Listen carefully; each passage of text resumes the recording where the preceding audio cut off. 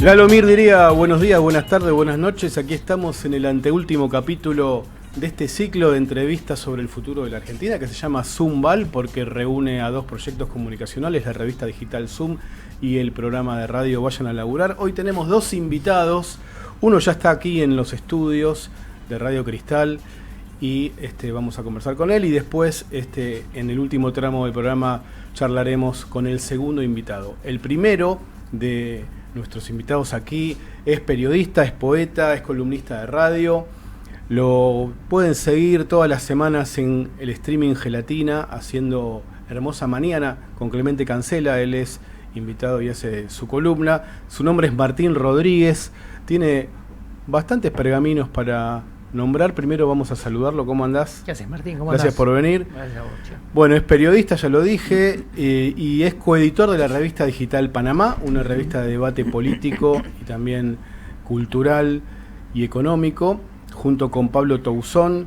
Y además con Pablo Touzón editaron Orden y Progresismo, La Grita Desnuda. En su faceta de poeta, Martín Rodríguez escribió Ministerio de Desarrollo Social y Balada para una prisionera, que son, creo que tu último libro, ¿no? Sí.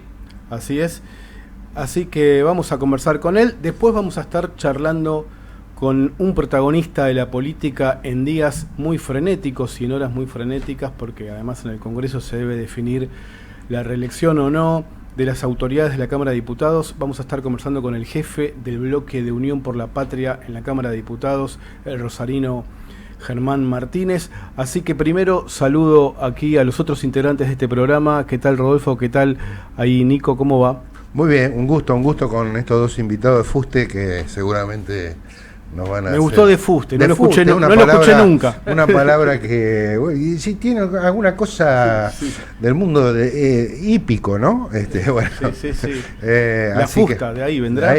Por ahí, qué sé yo. Bueno, ¿cómo va? Muy bien, ¿qué tal? Estamos entrando en un diciembre particular, ¿no? Sí. Lo que siempre se piensa en Argentina, que los diciembres son difíciles, complejos, bueno, veremos qué nos depara las próximas semanas que se vienen. Para ponerme irónico, la gente que se va de vacaciones a Brasil, vamos a ver si también considera lo mismo. Claro. Estamos viviendo una sociedad fragmentada, claramente. Y hablando de sociedad, primera pregunta para Martín Rodríguez. Una de tus obsesiones, sos un crítico, vamos a decirlo, de la deriva del peronismo de los últimos años, habiendo formado parte de ese espacio, así que en su identidad kirchnerista. Pero creo que esto, bueno, trasciende, pero también involucra al kirchnerismo. Solés decir que el peronismo tiene un gran problema y un gran error, que es su relación con la sociedad, la necesidad, vos planteás, de que vuelva a representar a la sociedad, que precisamos un peronismo que vuelva a la sociedad. Te lo he leído y escuchado varias veces. ¿Qué significa eso? A ver, primera cuestión. El peronismo está ante un problema hace rato, ¿no? Digamos, por un lado, si uno toma las últimas elecciones, se hace un punto, suponete, del 2011 para acá, no porque no hayan sido, o tal vez no las más decisivas, pero perdió más elecciones que las que ganó, ¿no? Sí. Uno dice, el 2011 fue su pico, ¿no? Incluso Cristina, ¿no? Su pico del 54%. Hasta ese momento no existía una oposición política. El kirchnerismo se había asegurado más una oposición social, incluso corporativa, económica, que armen una oposición, un partido y ganen las elecciones. Que una oposición política. Sí. Había estado en el 2009 de Narváez, pero, por ejemplo, detalle, no tenía proyección nacional. ¿Te acordás? Era como Navarro Montoya, no podía jugar, además era colombiano. Porque era colombiano, claro, y tenía un tatuaje raro. Exacto, no podía jugar en la selección nacional, o sea, podía jugar solo en la provincia. Macri todavía no, creo que yo, que había sido un astuto lector del conflicto del campo, digamos, incluso porque él vio en el mapa del conflicto su mapa nacional, ¿no? Su proyección nacional, ¿no? Siendo ya alcalde porteño, ¿no? Pero el peronismo, bueno, digamos, con Cristina, después del fallecimiento de Kirchner, da vuelta una situación social que estaba en contra, a partir del bicentenario, más la muerte de Kirchner, que genera un gran mito político. Cierto bienestar económico, ¿no? Bienestar económico, un buen año económico, tal cual, sobre todo 2010, 2011. Pero bueno, gana Cristina el 54% y comienzan una serie de problemas. Entramos en una fase nueva en la política, ¿no? Un periodo nuevo. Incluso hay una corrida cambiaria que quedó medio fuera de radar en ese momento, una fuerte corrida cambiaria, y se impone el cepo. diría que el cepo marca el comienzo de una etapa política. No por hacer determinismo económico, no es lo mío, pero marca el inicio de una etapa económica. Diría la etapa donde ya se acaba un poco las mieles del modelo y comienza otra etapa. Y creo que ahí empieza una dificultad. Se pierde en 2013, se pierde en 2015, se pierde en 2017. De hecho, Cristina es candidata, la última vez que fue candidata más como primera línea y pierde en 2017 en la provincia de Buenos Aires con Gladys González, creo que era, y Esteban Bullrich, que lamentablemente pasó una candidata enfermedad. senadora. Ingresa como senadora por la minoría. Después tiene una gran decisión, que es la del 2019, con el macrismo contra las cuerdas, ¿no? Que a partir de 2018 cuando empieza la corrida cambiaria de nuevo y se les desarma. Habían abierto el cepo. Bueno, ponen el cepo, qué sé yo. Y después en 2021 y 2023 se pierde. Entonces, yo diría, hay un problema entre el peronismo y la sociedad, porque además esa vieja imbatibilidad del peronismo que parecía la hincha de Boca, ¿no? Somos la mitad más uno, ¿no? Que decía, somos el pueblo del carnaval. No existe. Ojo, el peronismo nació en la democracia con esa dificultad. En el 83 ganó Alfonsín. Entonces, es más volátil el electorado. Obviamente que Cristina conduce una minoría que tiene, digamos, en torno a ella una cierta firmeza y una cierta solidez, pero demuestra que electoralmente siempre se necesitan de jugadas más complejas, ¿no? Digamos, siempre Cristina elige. Tan así, que incluso algunos se enojan, pero digo, la elección de Alberto, o sea, ella finalmente concede en el 2015 que sea Scioli el candidato. Uno diría, en la última elección concede que sea Massa, aunque Massa en una alianza, en ese frente de todos, con todo ese quilombo que fue, que nos llevaría 10 horas explicar, bueno, pero finalmente opta por Massa. De hecho, Massa entra en un acuerdo con el kirchnerismo al Ministerio de Economía, ¿no? Bueno, eligió a Insaurralde en 2013 como opositor a Massa en la disputa por la provincia, que se perdió. Ahora, nadie había visto en Alberto Fernández un candidato como ella, es decir, uno veía un operador. Incluso te digo, yo que me entusiasmé con la candidatura de Alberto y sobreviví, diría, era digamos, un gran operador político. Es decir, el momento donde Alberto Fernández fue jefe de gabinete fue un momento muy virtuoso del kirchnerismo. Y sin embargo, ella vio en Alberto un político, un presidente. Ella vio, si nadie imaginaba si no, el candidato va a ser Alberto.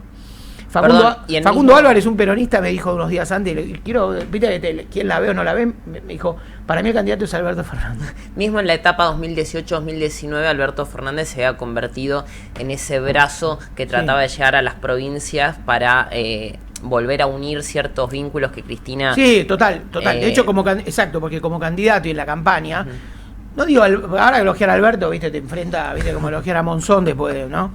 Pero digamos, uno diría que en ese momento se entendió que donde terminaba el kirchnerismo empezaba la campaña de Alberto. Claro. Entonces, uno diría, el acuerdo, la reconciliación de Cristina con dos figuras, que para mí son muy importantes, que eran Massa y Moyano, o eran muy importantes en ese momento, además. Digo, Massa fue la única rebelión fuerte que tuvo adentro del kirchnerismo y además relativamente exitosa, porque después el peronismo federal, el peronismo de los gobernadores que los iba a condicionar, todo eso, Kirchner que venía del peronismo de los gobernadores, la única vez que tuvo poder el peronismo de los gobernadores, Kirchner estaba dentro de ese peronismo, que claro, fue el interregno 99-2001. Después Kirchner mismo se encargó de que eso no tenga poder, ¿no? Pero digo, el único tipo que se paró de manos y se la bancó fue Massa y ganó en 2013, después fue bajando, ¿no? Pero digamos, sí, Alberto efectivamente fue a hacer campaña en Córdoba, se peleó con la de Cadena 3, pero hizo campaña en Santa Fe, buscó a los gobernadores y entendió que había que avanzar en el territorio que no era kirchnerista. Con todo esto, que es un repaso, si querés, entre comillas, politológico, lo que quiero decir es que fueron demasiados años bajo una conducción y uno diría, si en el 2023 ganó Milei prometiendo una motosierra, diría, la sociedad cambió y el peronismo no. Hay cierta plasticidad que tiene, no para hacer un elogio desmedido de lo pragmático, porque eso, viste, te enfrenta a los que se supone que son la encarnación del santo grial ideológico, pero digo, cierta capacidad política de interpretar el tiempo se fue perdiendo. Todo quedó bajo la lapicera, ¿no? Martín, la irrupción de Milei es, de algún modo, es una nueva etapa de todo, digamos, es como un barajar y dar de nuevo por completo, donde el peronismo, si tenía los desafíos que trae, como vos describís en el post-11, ahora se le suman un montón de nuevas preguntas, algo así. Si lo tomas por lo que dice Milei, te diría, sí, de una. Milei se enfrenta a dos épocas, para mí. Al 83, es decir, a lo que todos dicen el pacto democrático. O sea, mira el 83, no solo Alfonsín, aunque se encarga de putear a los radicales, porque de algún modo el radicalismo es el secreto, digamos, solo el sindicato de la casta, ¿no? Y el 2002, Es decir, a mí me gusta pensar la segunda transición que tuvo la democracia, que fue de algún modo el pacto dualdista. Casi te diría, las dos figuras con las que más se enfrenta Milei son dos figuras emblema, ¿no? Alfonsín y Duhalde, que a la vez fueron aliados. Es decir, que son los dos tipos que de algún modo pactan o arman primeros acuerdos de gobernabilidad. Al modo argentino, ¿no? Que es retroactivo, no hay Moncloa, no hay que los políticos se van a un retiro espiritual y vuelven con lo que la sociedad necesita, no. Como fue el 83, hasta que en el 87 Cafiero acompañó a Alfonsín en la rebelión militar, de algún modo ahí dicen, che, con la democracia no se jode, ¿no? Porque uno podía pensar que algunos peronistas, bueno, hubo algunos, ¿no? Coqueteaban con los carapintos, bueno, no. Y en el 2002, Duhalde pone un piso que es, bueno, con política social, con retenciones, sin convertibilidad, ¿no? Tiene un mérito importante Duhalde en su gobierno, ¿no? De algún modo arma un esquema que después el kirchnerismo le pone mucho más anabólicos y le da un relato ideológico, un relato político, pero un poco el cambio estructural estaba hecho por Duhalde, ¿no? Kirchner le da mayoría social, le da otras cosas. Entonces, a mí me parece que Milei va contra eso. Entonces, aun cuando ponerle que se le caiga en 1000 pedazos el proyecto, porque es muy riesgoso, es decir, está como encendiendo un fósforo, ¿no? Con el gas abierto, porque está en una situación, uno diría, transformando a la Argentina no es fácil. Aún en eso, da cuenta de un cambio social, que lo que venga después, aún si cae Milei, no puede no dar cuenta de ese cambio social, ¿no? Martín, vos mencionaste que vio en Alberto Fernández Cristina, vuelvo a Cristina, sí, que es como una persistencia incómoda para muchos, sí, pero está ahí. Y vos dijiste, bueno, vio en Alberto Fernández un presidente. Sí. Hay otra interpretación que dicen, vio en Alberto Fernández un operador judicial, que esa, digamos, expertise Sí. a ayudar al kirchnerismo y a la propia Cristina a negociar con las estructuras de poder del poder más monárquico de todos, que es el poder judicial, para tratar de alivianar la situación que, según muchos dirigentes del peronismo, es de persecución, que hay, digamos, no está claro, no están las pruebas, en el caso de la causa vialidad hay muchas, en el organigrama, muchas digamos, etapas y funciones y cargos entre ser director de vialidad de Santa Cruz y ser presidenta, todo lo que ya sabemos. No le resultó.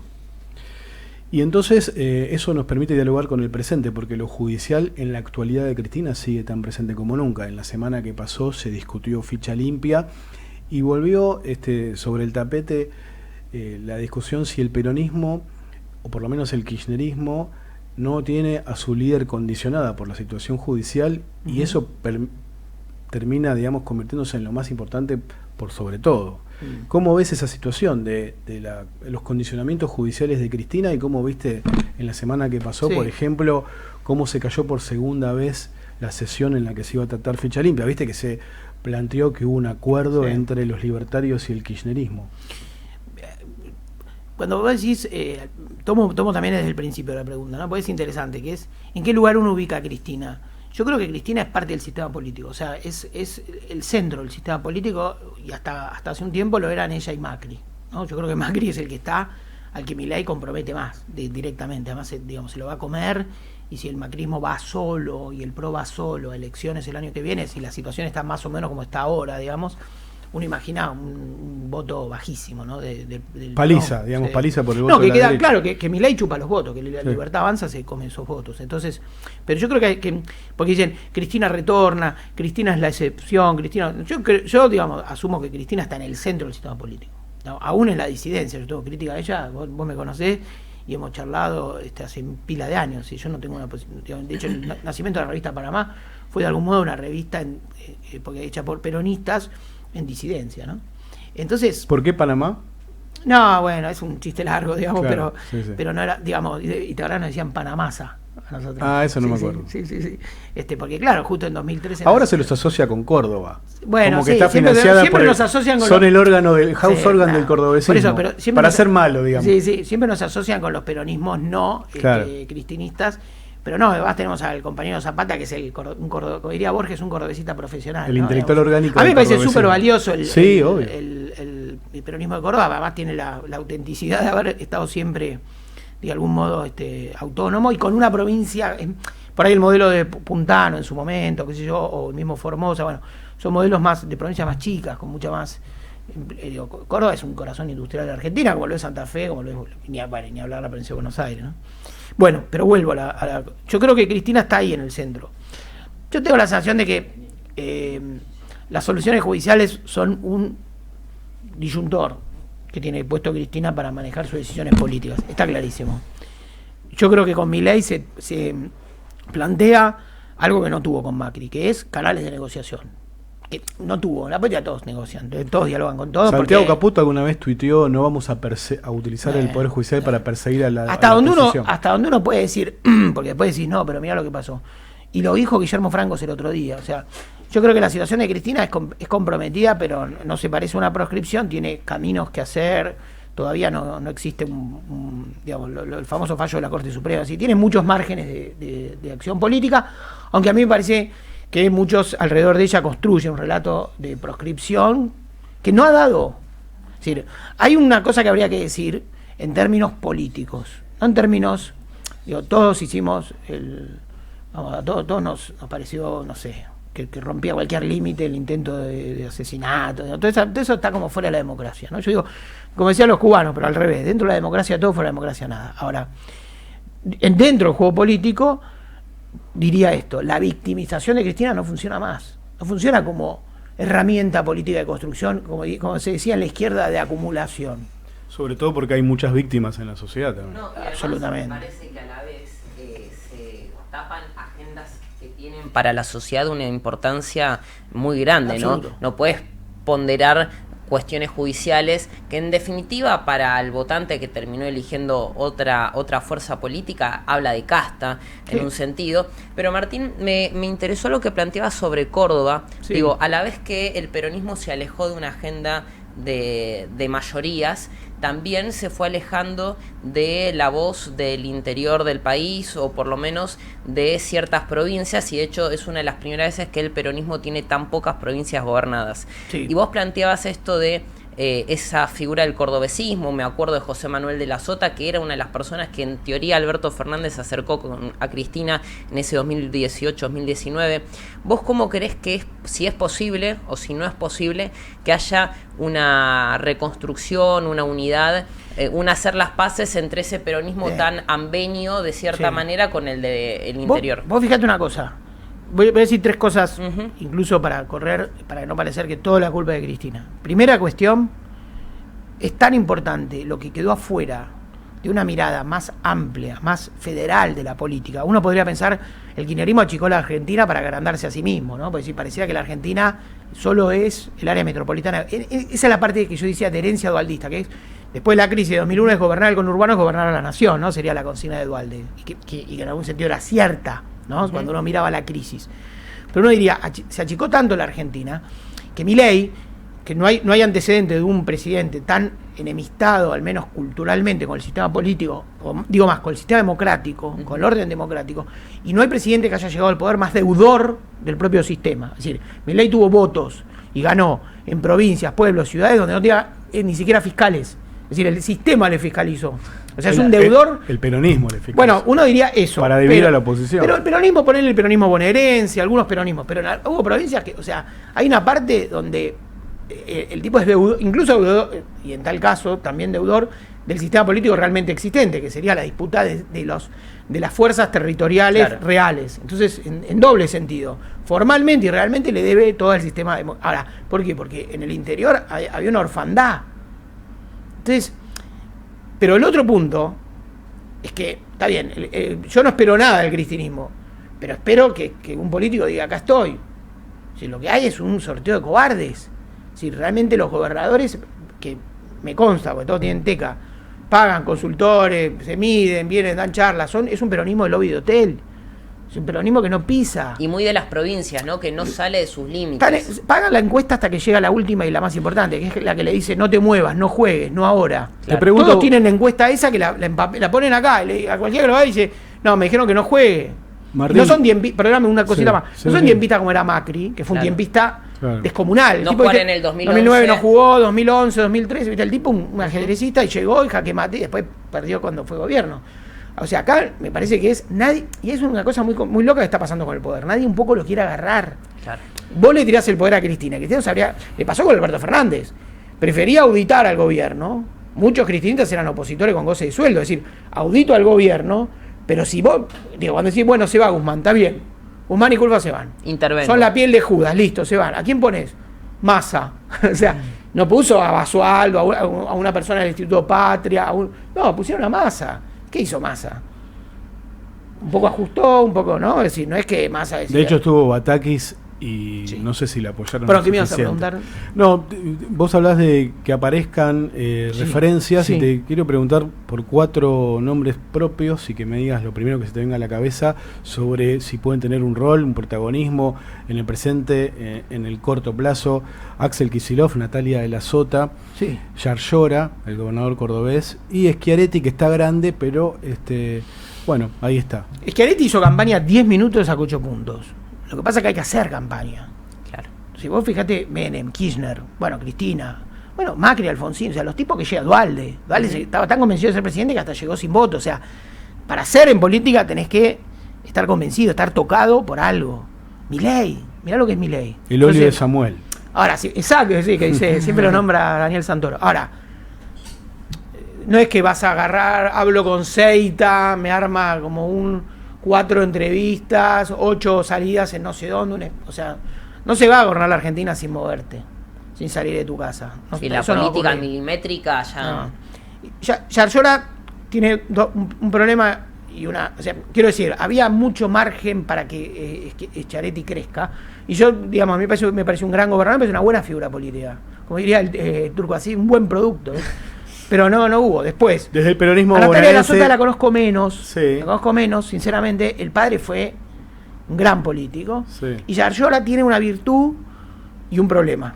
La virtud es que tiene, me parece, como hambre de gloria, ¿viste? Como un jugador de fútbol que se sale de la vaina, ¿viste? Como ponen a Milton en Boca. Ahora, el problema es que el condicionamiento fatal que tiene Córdoba, que siempre fue un poco el electorado que contrapesaba la fuerza bonaerense. Entonces, bueno, digamos, lamentablemente se va a nacionalizar un político de Córdoba el día que deje de cuidar tanto a Córdoba, ¿no? Esa me parece que es el tema. Y después, Kicillof está enredado en una interna que explícamela. O sea, sí, la puedes ir explicando, pero es medio antropofágica, ¿no? Es decir, juguemos al juego de las 7 diferencias entre Kicillof y Cristina. Digo, muerto Kirchner, una vez que fallece Néstor Kirchner, no hubo, a mi juicio, persona más influyente sobre Cristina que Kicillof. De hecho, recuerdo, porque además yo laburaba en ese momento en el Estado, en la comunicación, y vos tenías todo el funcionamiento colegiado, digamos, de la economía, y en un momento la interna la gana Kicillof.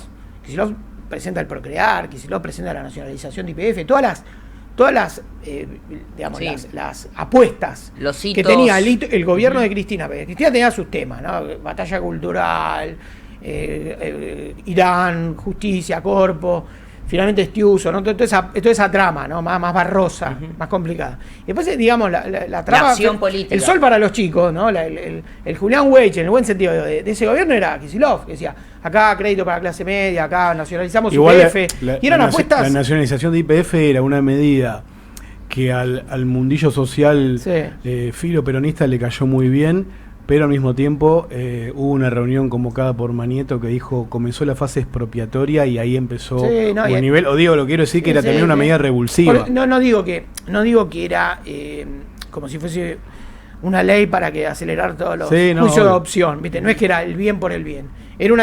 Podía ser desafiante. Y a la vez contenía una cuestión económica, una cuestión que podía, de algún modo, no importa. Después vemos qué pasó y vemos cómo se hizo y los problemas que trajo, pero no importa. Ahora diría, ¿a dónde está ubicado Kicillof? En la cosa más proyectiva de eso. Claro. Me acuerdo, yo estaba parado, trabajaba en Canal 7, me acuerdo de Juan Micheli, en ese momento para y dice, ya hay candidato. Si ya hay candidato, está claro. Kicillof. Está bien, después le tocó la economía, manejar la economía al peor momento, digamos, en el sentido que su misión era aterrizar el avión y dejarlo en la pista. Bueno, lo hizo. Y después quedó y hizo una buena campaña bonaerense, pero no le veo, es decir, yo creo que lo que necesita la Argentina no es más de lo mismo o mejorar eso. Yo creo que se necesita recuperar una visión espacial de la Argentina distinta. Por eso me parece que el peronismo como fuerza pura, exclusiva, bonaerense, el conurbano, de la tercera sección, una especie es un poco lo que quedó del 2002, una especie de bipartidismo entre porteños, ¿no? Porteños que gobiernan la provincia, porteños que gobiernan la ciudad. Tuvimos dos presidentes, deudora de la Constitución del 94, dos presidentes que fueron las peores, ¿no? El jefe de gobierno porteño, y un candidato que fue Larreta, y un porteño profesional, como diría Borges, que fue Alberto Fernández, ¿no? Otro porteño profesional se suma acá al streaming, que es Facundo Cardoso, y te va a hacer una pregunta. ¿Cómo va? ¿Cómo les va? No sé si estás escuchando. ¿Cómo te va? ¿Cómo andás, viejo? No, acabo de llegar, es cierto. ¿Cómo te sentiste hoy acá? Esa es mi pregunta. Espectacular. Bueno, hay buen clima, hay buen agua, hay amigos. Es Perrier, es agua Perrier francesa de la que... Muy bien, sí, importada. Yo te quiero preguntar, vas a además agregar No, otra me cosa. interesa lo que habla de la región porteña y el resto del país. Si uno tiene en cuenta, y quería saber su opinión, algunos rasgos de la política en la actualidad, en los últimos tiempos, más allá, por ejemplo, del hecho de que nunca un gobernador de la provincia de Buenos Aires pudo ser presidente electo, ¿no? Esto marca... Dualde por Asamblea Legislativa, ¿no? Claro, por voto popular, Claro. A pesar de haber sacado 7 millones de votos en su momento y ser un hombre fuerte, digo, vinculado a la provincia de Buenos Aires. Si uno ve la composición de la Corte Suprema, tiene un cordobés, un santafesino, un porteño, dos santafesinos y un porteño. Digamos, hay una región centrismo en la política argentina, más que una cosa porteña, ¿no? Y que recuerda un poco a la historia argentina de esta región centro contra una suerte de populismo bonaerense, más que interior porteño. Se me ocurre que los últimos datos están revelando que hay algo región centro versus bonaerencismo o algo por el estilo, pero es una sugerencia, digamos, no es una conclusión. Los votos de Milei fueron, viste, o sea, de la periferia al centro, ¿no? Sí. O sea, sumaron muchos votos en todo lo que es el afuera del AMBA. De hecho, en Capital sacó pocos votos, digamos, comparativos, ¿no? Y en el conurbano también. Entonces, Martín. Sí. Sí, y en esa reorganización que estamos hablando, ¿cómo ves la llegada de Cristina al Partido Justicialista? ¿Para qué? O sea, el partido, digamos, nunca fue algo que tuviese una relevancia. Digo, nadie supo nunca ni del todo qué hacer con el partido. La verdad que Kirchner asumió, después renunció, después volvió a asumir, o no me acuerdo, digamos. El partido es una herramienta que, qué sé yo, hay que ver para qué sirve. En general, los radicales son cultores del partido, cultores de la dinámica institucional, cultores de una cosa, ¿no? El peronismo tuvo un rasgo, supo tener un rasgo movimentista. De ahí también, esto que decíamos al principio, de ahí también, a mi juicio, su vitalidad y su plasticidad, ¿no? O sea, esa plasticidad que a mi juicio el peronismo fue perdiendo, también tenía que ver, incluso vos pensás, los esquemas de gobernabilidad y las ampliaciones que se hicieron, vos decís, no estoy de acuerdo ideológicamente, está bien, pero Menem era un creativo políticamente, tipo que movía, abría, jugaba, ¿no? Es decir, y el partido lo tenía en un lugar, ¿no? Como grande valor del tango, como una especie de rito. Y Kirchner, cuando asume en 2003, después del interregno de Dualde, que yo creo que fue una presidencia patriótica, pero sin votos, cuando Kirchner asume, Kirchner tampoco sabía qué hacer con el peronismo. De hecho, en ese momento tuvo varios planteos, transversalidad, concertación plural, ¿no? Es decir, y en general cuando Kirchner no sabía qué hacer con algo se lo daba a Dualde, ¿no? Le pasó en la provincia, le pasó en el PJ, ¿no? Digamos. Entonces, sí. Martín, se nos acabó el tiempo. Se nos acabó el tiempo. Muchísimas gracias por esta media hora. Nos quedó bastante por hablar, y esto es medio paradójico, del propio Javier Milei. Hablamos bastante más del peronismo, así que hacemos extensiva una invitación para el año que viene, para el ciclo de Zumbal del año que viene, con Martín Rodríguez, columnista ahí en Hermosa Mañana, en Gelatina. ¿Qué días es? Miércoles. Coeditor de la revista Panamá, periodista, poeta. Gracias. Gracias a ustedes, chicos. Gracias, Martín. Ahí está.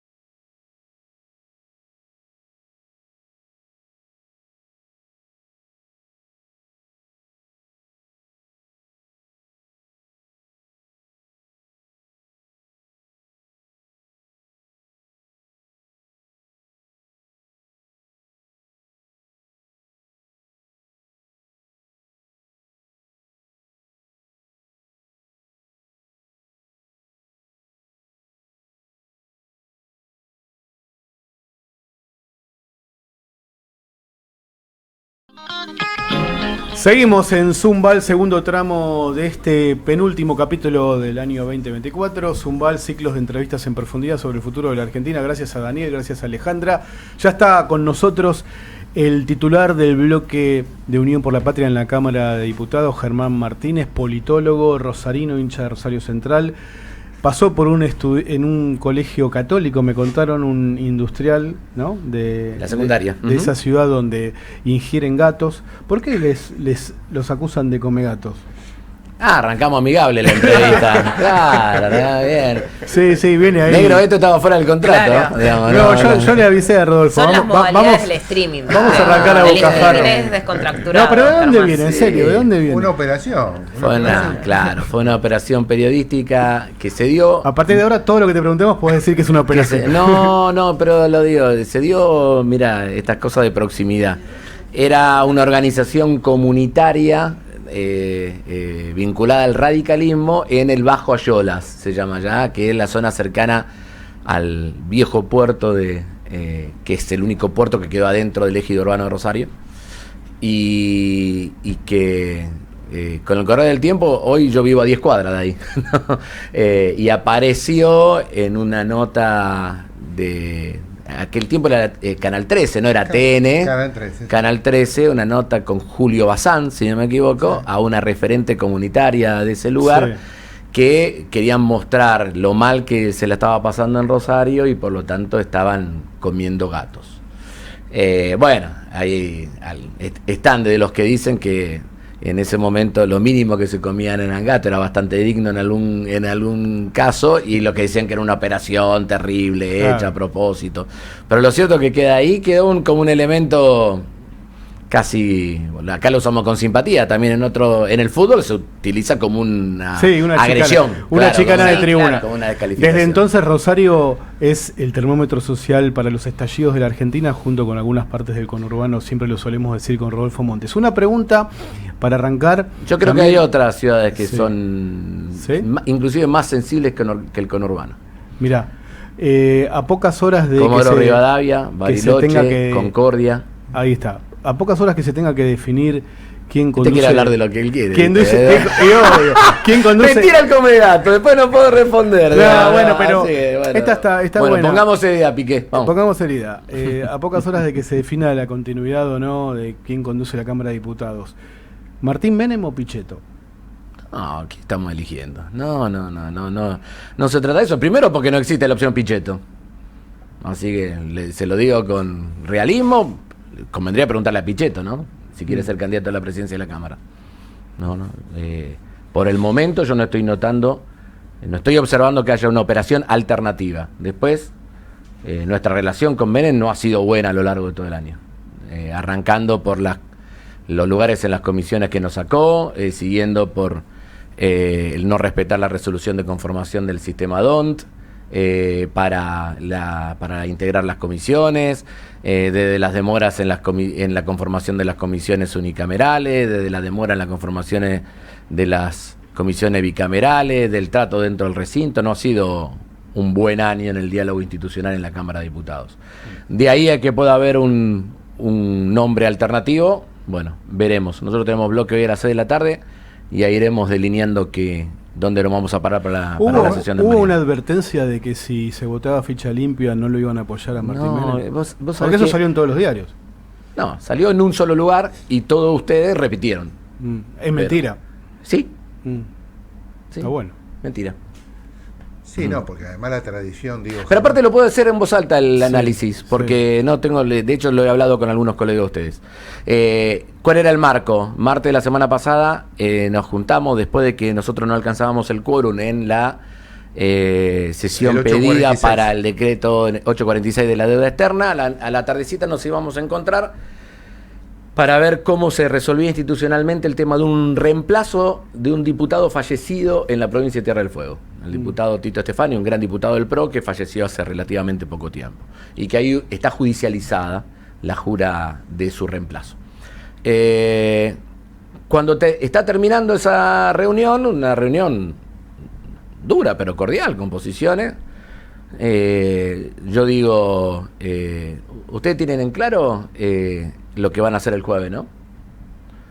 Me refería a ficha limpia. Claro, Ustedes saben que ese tema para nosotros es un tema clave, que es un tema parteagua y que va a condicionar el diálogo político con todos los que estamos acá sentados, con los que en distintos momentos hemos tratado de generar proceso de conformación de mayorías.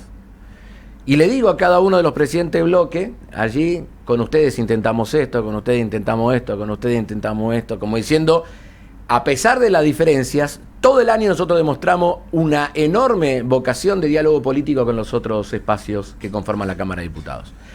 Y que el quórum no quórum era para nosotros un elemento fundamental.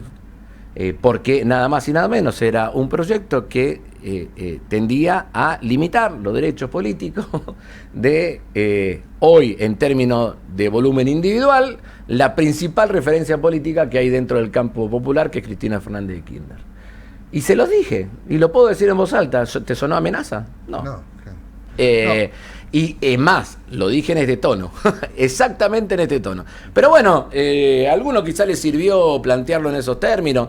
Los que me conocen saben que soy de tener posiciones firmes, pero que las puedo hacer de la manera que estamos hablando nosotros. Y buenos modales. Germán, aparte, digo, esto de no nominar a un presidente de la Cámara que no sea de la fuerza política de la Casa Rosada es una tradición que el peronismo siempre respetó, aún en los momentos más difíciles, ¿no? Sí, pero, digamos, las tradiciones están para respetarse y a veces también para que no se respeten. No, hay momentos y momentos políticos. Si no, las cosas serían todas estáticas, digamos, ¿no? Y hay un momento donde pasan determinadas situaciones. Eduardo Camaño fue presidente de la Cámara. Por eso, y una determinada situación de la vida política te puede llevar a tener una mirada distinta. A ver, no hay tradición posible sobre una Cámara de Diputados que tiene un presidente con un bloque de 37, ahora 39 miembros.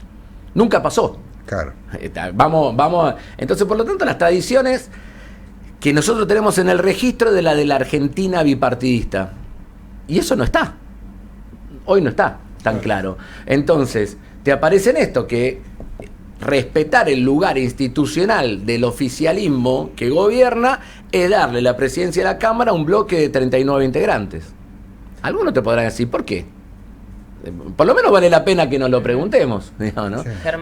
Pero bueno, qué sé yo. Yo creo que las tradiciones también se tienen que actualizar y hay que ver cuál era el motivo por el cual eso se hacía, ¿no? Okay. Digamos, ¿no? Uno suponía que si alguien ganaba la elección presidencial venía con un cúmulo de diputados, de senadores, digamos, ¿no? Que merecían que tengan el control de los principales resortes institucionales. Yo creo que lo que está pasando ahora no solamente es un elemento, o que pasó, mejor dicho, el año pasado, que fue el momento de mayor discusión sobre la validez o no de esta tradición, hay que seguirla pensando a futuro, porque no creo que sea la última vez de que tengamos que discutir autoridad de la Cámara con bloques parlamentarios no tan voluminosos como en su momento teníamos. Germán, recién planteabas que el oficialismo tiene un bloque relativamente chico, de 39 diputados en la actualidad, después de sumar a algunos colegas tuyos. ¿Cómo ves, haciendo un balance de este 2024, pero sobre todo proyectando el 2025, un año clave, año electoral, que el oficialismo no haya tenido tantos problemas a la hora de, tanto por un lado, avanzar con determinadas leyes, como también que determinados decretos no se caigan? Bueno, tratando de conformar mayorías caso por caso con los que estaban propensos a acompañarlos. A mí me parece que hubo 3 momentos en el año. Hasta julio, más o menos, nadie le quería negar nada de los bloques potencialmente aliados del oficialismo.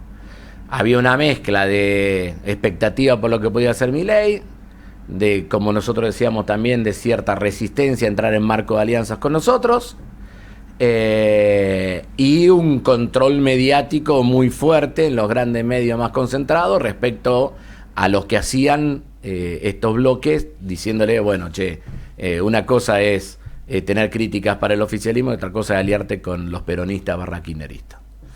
Creo que eso nosotros lo empezamos a romper instalando buenos debates. Lo instalamos con el tema jubilaciones y con el tema universidades. 2 temas que llegaron hasta el último, hasta la última instancia del recorrido institucional de una ley. ¿Cuánto hacía que en la Argentina no se discutía un veto? Nunca. Años. años que no sucedía. ¿Cuánto hacía que no se discutía? De hecho, fue por primera vez que lleváramos al recinto el rechazo de un DNU como fue el de los gastos reservados de la CIDE y que tenga el rechazo de ambas cámaras. Por lo tanto, digo, yo creo que esa segunda etapa, que para mí es entre más o menos las vacaciones de invierno a octubre, el veto, cuando sostienen el veto de universidades, ¿no? En ese momento, fue el momento donde la agenda parlamentaria no la hegemonizó, pero la lideró la oposición. Y la oposición con nosotros en el centro. Con nosotros en el centro con una actitud que permitió sumar a otros. Permitió sumar al radicalismo, permitió sumar a Encuentro Federal, permitió sumar a veces a la coalición cívica. En el medio de todo eso nosotros pusimos un tema bajo discusión central para la Argentina, que fue el decreto 846 de deuda, de canje de deuda. Te digo porque no todo el mundo se engancha al mismo tiempo. Estamos hablando de un DNU que le da la posibilidad al Poder Ejecutivo de saltear lo que dice la Ley de Administración Financiera en su artículo 65. ¿Qué es lo que dice ese artículo? Que todo canje de deuda tiene que ser beneficioso para la Argentina en 2 de 3 aspectos: el monto de la deuda, el plazo de la deuda y la tasa de interés que se paga. ¿Por qué hace eso Milei? Porque quiere ir a un canje que no tenga 2 de los 3 elementos favorables. Y todos suponemos que quiere ir a un canje de bonos pagando tasas que podrían cuatriplicar o quintuplicar la tasa de interés que hoy se están pagando por esos bonos. Pusimos ese tema en el centro, y otra cosa que hicimos fue dictaminar y dejar listo para el tratamiento el proyecto de modificación de la Ley de Tratamiento Legislativo de los Decretos de Necesidad de Urgencia. Ahí el gobierno jugó con todo a bajar esa sesión. Y logró bajarla en esa primera instancia. Y logró bajarla recurriendo a las buenas y a las malas artes, a todas, ¿no? Bueno, yo creo que ahí arranca otro tiempo, donde también esta idea del calorcito financiero, de que el riesgo del país baja, de que la brecha se achica, de que la inflación... Esto es raro porque es una inflación que supuestamente baja, pero que todo el mundo está pagando en los últimos 15 días. Más caro la carne, más caro los combustibles, más caros los alquileres. Dicen que está mal ponderada. Más caras las prepagas, pero más allá del índice, lo que digo, la percepción de que baja la inflación no es la percepción que tiene la gente. Digamos, ¿no? Entonces, digo, en el medio de todo eso yo creo que estos bloques que supieron construir mayoría con nosotros, volvieron a una posición y bueno, vamos a ver qué pasa. Bueno, en ese contexto a nosotros nos cuesta, somos un bloque muy numeroso, somos 99, pero nos cuesta conseguir los otros 30 que nos faltan. Sí, hay que seguir haciendo lo mismo, claramente. Ahí parece cifrarse el desafío, ¿no? Esta especie de circunstancia transitoria que obtiene el gobierno con los elementos que vos decís, riesgo país, dólar abajo, etcétera, etcétera, pareciera debilitar la posibilidad de profundizar las alianzas para construir mayoría. Digo, ¿la posición del peronismo debe ser cuál? ¿Mantenerse la misma o qué, digamos? No, nosotros tenemos que... todo lo que sea recortarle poder a Milei, hay que intentar hacerlo. Porque tiene un proyecto claramente hegemónico, ¿no? Que no solamente pasa por opacar, cerrar, dejar al costado el funcionamiento del Congreso, sino que pasa por decirle a los periodistas que el 85% están ensobrados y mienten, por decirle a los gobernadores que son degenerados fiscales, digamos, todo eso es parte de un proyecto de poder, al cual todo lo que se puede hacer para limitarlo, hay que hacerlo. Entre ellos, quizás, que algunas tradiciones sean por lo menos revisables. Pero no estoy diciendo que vaya a pasar, estoy diciendo que las tradiciones también se tienen que analizar en función de la coyuntura política y lo que está en juego en cada una de las coyunturas. Pero por otro lado, sí, más allá del ponerle límite, la tarea de construir una agenda que permita sumar la mayor cantidad de bloques parlamentarios es fundamental para nosotros. A ver, ahora porque estamos en extraordinaria, si no tendríamos un gran quilombo en el Congreso con el tema de los medicamentos de los jubilados. En una comisión que la caída de la cobertura del PAMI del 100%. Claro, del 100% de los gobiernos. Y yo creo que va a ser un tema que va a crecer, porque una cosa es no poder tratar determinado expediente en extraordinario, otra cosa es que el Congreso deje de ser la caja de resonancia de los problemas que tiene que ser. Germán, antes de seguir con los distintos temas, lo mencionamos, pero te quiero preguntar puntualmente, porque faltan pocas horas. ¿Qué va a pasar entonces en en la sesión en la que lo resolvemos hoy a las 6 de la tarde. Va a haber quórum. ¿Puede quedar como pasó con Cecilia Moró en el gobierno anterior? No creo, lo vamos a resolver hoy a las 6 de la tarde. No creo que sea una situación de no quórum la que prevalezca. Por el momento no aparece tan eso claro. Deja al presidente en una situación de debilidad, porque en la primera sesión que se junta el quórum y si decide cambiar de autoridad, pierde el cargo, ¿no? Es así. Bueno, pero pará, a ver, una cosa es tener o no tener quórum en la de mañana. A mí no me gusta especular con eso. Sí. Por eso digo, si tengo una reunión a las 6, digamos, Sí. a ver, para que se entienda, la sesión preparatoria puede tener o no tener quórum. Si no tiene quórum, se revalidan las autoridades que ya estén elegidas hasta que haya una nueva sesión preparatoria. Ahí está. Si hay quórum, ahí se pone todo en discusión por la presidencia. ¿Quién quiere? ¿Querés ser vos, Martín? ¿Querés ser vos, negro? Claro. Bueno, vemos quién tiene más votos. Es a simple pluralidad de Germán, sufragio. Y después están los vicepresidentes, por cada una de las fuerzas políticas. Hablaste de extraordinarias. Sí. ¿Estás a favor, y en ese caso por qué, de eliminar las PASO? Primero, que respecto al temario extraordinaria, más allá de haber mandado el proyecto, todavía no hay ningún temario ni ninguna confirmación de que eso suceda.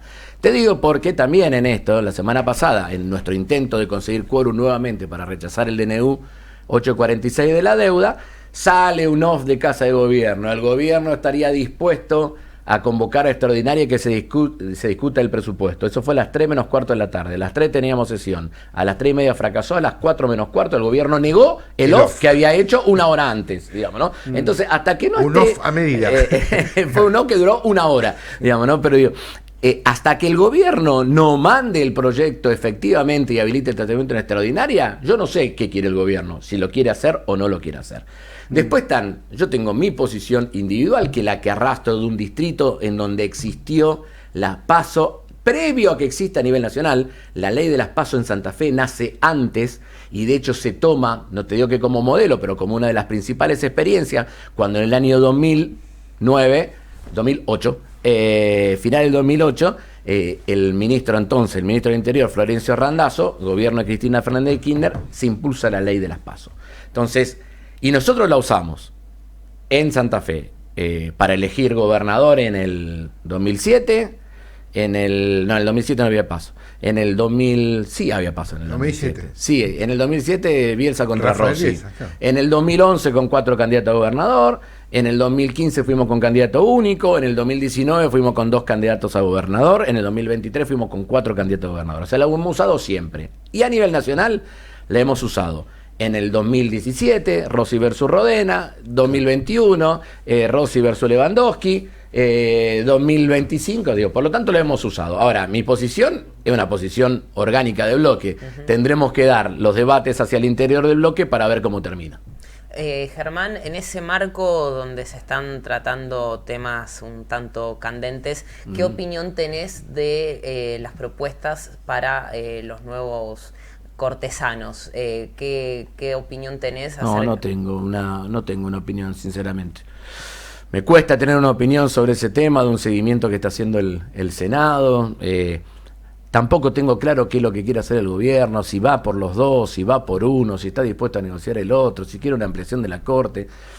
Es un tema que lo vienen laburando nuestros compañeros senadores y todo lo que yo pueda decir puede ir en contra de lo que necesiten hacer mis senadores, así que por lo tanto es un tema que por la Cámara de Diputados no pasa. Me parecería importante un minuto o dos para resumir cuál es la situación en Santa Fe, una situación compleja en este momento respecto de la vocación del gobierno provincial por transformar la Constitución. Bueno. ¿Y cuál es la visión del peronismo ahí? En primer lugar, el gobernador de la provincia acaba de convocar a extraordinaria para que se traten proyectos de ley de necesidad de la reforma constitucional y se puedan aprobar en 48 horas. Esa es la institucionalidad de Maximiliano Puyaro en la provincia de Santa Fe. Acaba de convocar para que se dictamine el jueves. Puede ser que con un poquito más de tiempo, en lugar de ser el jueves, sea el martes de la semana que viene. Pero esto es lo que es Maximiliano Puyaro. ¿Para qué quiere la reforma de la Constitución? Es una Constitución que es del año 1962. Fue la más moderna de las viejas constituciones, nunca adecuada a la Constitución del 94, para lograr su reelección. ¿Y para qué quiere lograr su reelección? Para tener dos alternativas, volver a ser candidato a gobernador por la provincia de Santa Fe, o como algunos le están picando la cabecita, algunos publicistas famosos que se dedican a hacer operaciones en los medios, para que sea candidato a presidente de la nación. Entonces, si es candidato a presidente, no, si Milei va por una reelección, él va también por una reelección en Santa Fe. ¿Qué es lo que va a pasar? A mi criterio, el peronismo se tiene que oponer. Es insólito que nosotros le estemos dando la necesidad de la reforma a un proyecto en extraordinarias. ¿Hay peronistas santafesinos que están a favor? No lo dicen abiertamente. A ver, hay algunos que están a favor de que se debata el contenido de una posible reforma. No, me parece que Perotti no lo he escuchado, y Lewandowski, el diputado de su provincia, ha salido hasta a plantearse en contra de la necesidad de la reforma. Pero de ahí en más, vos me preguntás, ¿a Germán Martínez le gustaría adecuar la Constitución de la provincia de Santa Fe? ¿Por qué no? Ahora, hecha en este tiempo, con 48 horas, es claramente hay que tener una valoración política, no jurídica de las cosas. Hay que decir, bueno, ¿a quién favorece una reforma de la Constitución sacada en 48 horas entre gallo y medianoche, como se decía antes, con un proyecto presentado en extraordinaria? A una sola persona, Maximiliano Puyaro. Y me parece que ese es el error. No hay que darle la posibilidad a Puyaro de que tenga una ley de necesidad de la reforma. La última por mi parte, ¿qué perspectivas ves para... Vos dijiste que la Libertad Avanza tiene un bloque muy pequeño en Cámara de Diputados, el año que viene se juegan a implantar ese partido en todo el país. ¿Qué perspectivas le ves justamente al libertarismo, al espacio de Milei para crecer? ¿Cómo ves las elecciones del año que viene? Y va a crecer, porque realmente va a presentar listas creo que en todas las provincias, y más allá de cómo esté la ponderación al presidente de la nación, va a ser elecciones a mi criterio dignas en muchas provincias. Por lo tanto, naturalmente ese bloque parlamentario va a crecer. ¿Alcanzará para ganar a nivel nacional? Ya es otra discusión. ¿Ganará en la provincia de Buenos Aires? Es otra discusión. Pero si yo fuera el presidente de la nación, me cuesta ponerme en ese lugar, mandaría a mi gente a armar la mayor cantidad de listas en todas las provincias argentinas. Claro. Y creo que un espacio político que tiene un liderazgo, que a mí no me gusta, pero que existe, Javier Milei, que tiene un nombre, que a mí no me gusta, pero que existe, La Libertad Avanza. Macri metió 6 diputados en la provincia de Santa Fe en el año 2017 y todavía no nos acordamos el nombre de la cabeza de la lista. Aunque era una persona respetable, como Albor Cantar, ex rector de la Universidad Nacional del Litoral, digamos, ¿no? Pero tiene para poder hacer una campaña digna. La gran pregunta sería si ese crecimiento que se prevé de Libertad Avanza sería en detrimento... No me da la sensación del peronismo. O del PRO, del peronismo, de ambas cosas. No, me parece que las primeras víctimas, por eso es el problema que estamos teniendo, de la expansión de los libertarios, es sobre el radicalismo y el PRO. No, eso está claro que es así. Y te digo más, creo que en provincias como la nuestra, la provincia de Santa Fe, que el gobernador Puyaro llega a la Casa Gris con el 63% de los votos, si es que avanza en la necesidad de la reforma, se va a dar cuenta que un pedazo de esos votos son libertarios, no son de él. Entonces eso también va a ser un problema. Por eso yo creo que va a existir. Existen los libertarios en distintos lugares, van a armar listas. Nosotros lo tenemos que pensar en cómo nosotros representamos a aquel segmento enorme de argentinos y de argentinas que no están de acuerdo con el proyecto político, económico, social de país que le propone Javier Milei, ¿no? Germán Martínez, jefe del bloque de Unión por la Patria en la Cámara de Diputados, a horas de definiciones importantes. Gracias por venirse a conversar con nosotros. No, gracias a ustedes por invitar, che. Gracias. Nos vemos. Un abrazo.